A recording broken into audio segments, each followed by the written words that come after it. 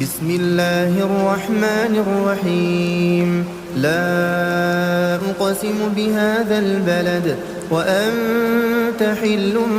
بهذا البلد ووالد وما ولد لقد خلقنا الإنسان في كبد أيحسب أن لن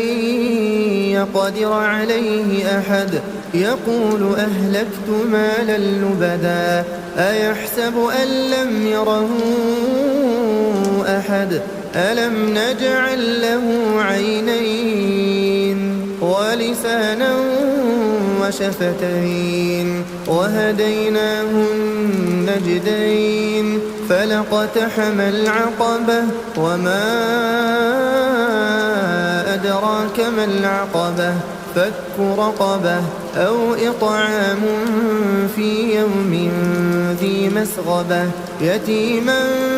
ذا مقربة أو مسكينا ذا متربة ثم كان من الذين آمنوا وتواصوا بالصبر وتواصوا بالمرحمة أولئك